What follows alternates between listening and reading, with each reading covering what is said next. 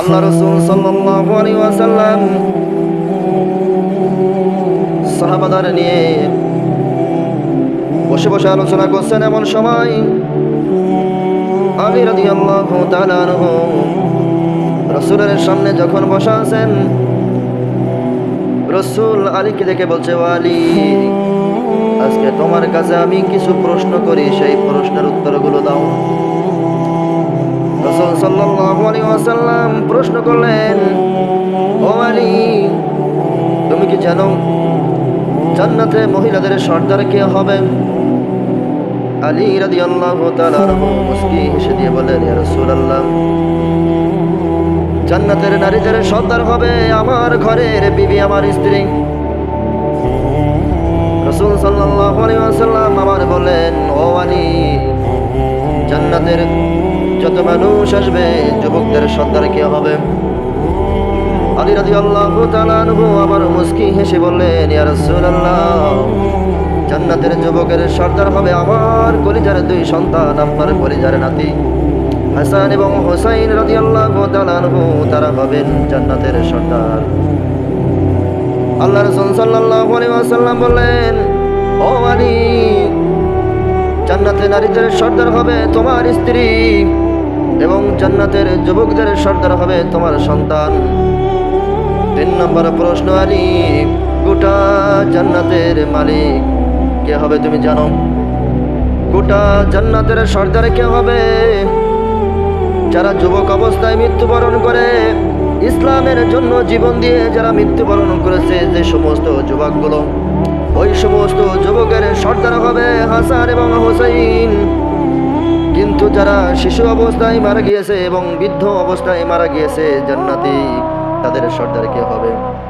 আলী রাদিয়াল্লাহু তাআলা আনহু একটু চিন্তায় পড়ে গেলেন যে নারীদের সর্দার হবে আমার স্ত্রী ফাতেমা এবং যুবকদের সর্দার হবে হাসান এবং হুসাইন, কিন্তু গোটা জান্নাতের যত মানুষ থাকবে সকল মানুষের সর্দার হবে কে আমি জানি না। ইয়া রাসূলুল্লাহ, আল্লাহ রাসূল এবং আল্লাহ ভালো জানে কে হবে গোটা জান্নাতের সমস্ত মানুষের সর্দার। রাসূল সাল্লাল্লাহু আলাইহি ওয়াসাল্লাম ডান হাত দিয়ে ইশারা করে সামনের দিকে তাকিয়ে বললেন, ওই দেখো, গোটা জান্নাতের সমস্ত মানুষের সর্দার হবে ওরা। আলী রাদিয়াল্লাহু তাআলা আনহু পিছনের দিকে তাকিয়ে দেখলেন আবু বকর সামনের দিকে আসতেছেন। আবু বকরকে যখন ইশারা করা হলো, আলী রাদিয়াল্লাহু তাআলা আনহু বলেন, ইয়া রাসূলুল্লাহ, তাহলে গোটা জান্নাতে যত মানুষ থাকবে সমস্ত মানুষের সর্দার কি তাহলে আবু বকর হবেন? আল্লাহ রাব্বুল আলামিনের রাসূল বলছেন, ও আলী, কেন হবে তুমি কি জানো? তা বলল, না, আমি জানি না, আল্লাহ ভালো জানে এবং তার রাসূল ভালো জানে। আল্লাহ রাসূল বললেন, একটু অপেক্ষা করো, জানতে পারবে। আবু বকর এবং ওমর দুইজন একসাথে যখন আল্লাহ রাসূলের মজলিসে আসলেন, সালাম প্রদান করলেন। আল্লাহ রাসূল সাল্লাল্লাহু আলাইহি ওয়াসাল্লামকে উদ্দেশ্য করে বললেন, ইয়া রাসূলুল্লাহ, আমি আর ওমর যখন দূর থেকে আসছিলাম, আপনি হাত দিয়ে কি যেন ইশারা করলেন, কি বলতে চাইছেন, কি বলছেন জানার খুব ইচ্ছা। আল্লাহ রাসূল সাল্লাল্লাহু আলাইহি ওয়াসাল্লাম বললেন, ও আবু বকর, আল্লাহ রাব্বুল আলামিন আমাকে এই মাত্র এখনই সংবাদ পাঠালেন, জিবরাইল আমার পাশে বসা। এই সময় উপস্থিত আছে জিবরাইল আমার পাশে। আল্লাহ আমাকে সংবাদ জানিয়েছেন একটা কথা। আবু বকর বললেন, ইয়া রাসূলুল্লাহ, আপনি বলেন কি সংবাদ আল্লাহ জানিয়েছেন? আবু বকরের কথার জবাবে রাসূল বলছেন, ও আবু বকর, আল্লাহ রাব্বুল আলামিন এখন এই মুহূর্তে আমার কাছে ওহী নাজিল করলেন, মহিলাদের সর্দার হবে আমার কন্যা আলীর স্ত্রী মা ফাতিমাতুজ জাহরা। গোটা জান্নাতে যত যুবক থাকবে সমস্ত যুবকের সর্দার হবে হাসান এবং হুসাইন। আর আল্লাহ রাব্বুল আলামিন তোমাকে এতটাই ভালোবাসে, গোটা জান্নাতের সর্দার আল্লাহ তোমাকে বানিয়ে দিয়েছে। সুবহানাল্লাহ। ওমর রাদিয়াল্লাহু তাআলা আনহু চোখের পানি ছেড়ে দিয়ে বললেন, ও ইয়া রাসূলুল্লাহ, আল্লাহ রাব্বুল আলামিন আমাকে যদি এই সংবাদ জানিয়ে থাকে, আমি আবু বকর আজকে খুশি হয়ে আমার জীবনে যত নেকি আমি উপার্জন করেছি, সমস্ত নেকিগুলো অর্ধেক আপনার উম্মতের জন্য আমি দান করে দিয়ে দিলাম। সুবহানাল্লাহ। আমার জীবনে আমি যত নেকি উপার্জন করেছি অর্ধেক নেকিগুলো আপনার উম্মতের জন্য দান করলাম। আল্লাহ রাসূল সাল্লাল্লাহু আলাইহি ওয়াসাল্লাম শুনে চোখ দিয়ে পানি পড়লো। এমন সময় ওমর রাদিয়াল্লাহু তাআলা আনহু বললেন, ইয়া রাসূলুল্লাহ, ওমর যদি তার জীবনের অর্ধেক নেকিগুলো দিয়ে দেয়, আমি ওমর সকলের সামনে কথা দিলাম, আমার জীবনের সকল নেকিগুলো আমি আপনার উম্মতের জন্য দিয়ে দিলাম। সুবহানাল্লাহ। এমন সময় জিবরিল বলছে, ইয়া রাসূলুল্লাহ, আপনি আবু বকরের সম্বন্ধে আরো কিছু বলুন।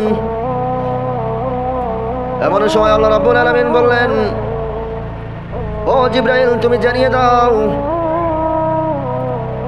আল্লাহ রাসূল সাল্লাল্লাহু আলাইহি ওয়াসাল্লাম যখন মিরাজ থেকে আসলেন, আগের ঘটনা যখন সব খুলে বললেন, আল্লাহ রাসূল বলছেন, ও জিবরাইল, তাহলে শোনো, আল্লাহ রাব্বুল আলামিন যেদিন কিয়ামতের ময়দানে কায়েম করবেন, কিয়ামত শুরু হবে, মানুষগুলো নাফসি নাফসি করবে, আর পানির পিপাসায় জিহ্বাগুলো কুকুরের ন্যায় ঝুলে পড়বে। এমন সময় আল্লাহ রাব্বুল আলামিন রাগান্বিত হয়ে বলবেন, সকলকে জাহান্নামে পাঠিয়ে দাও। আমি কার বিচার করব? যার আমল নামা দেখি তার জীবনের সবচেয়ে গুনাহ বেশি, খাতা দেখলেই শুধু গুনাহ আর গুনাহ, আমি কারোর হিসাব নিতে চাই না, সকলকে জাহান্নামে দাও। ও জিবরাইল, আমি রাসূল তখন আল্লাহকে বলবো, আল্লাহ, সকলকে যদি জাহান্নামে দাও, তোমার এই সাদের জান্নাতে কে যাবে? আল্লাহ রাব্বুল আলামিন তখন আমাকে একটা সুযোগ দিবেন যে ঠিক আছে, আমি আজকে হিসাব নেওয়া শুরু করব এবং জান্নাতেও পাঠাবো।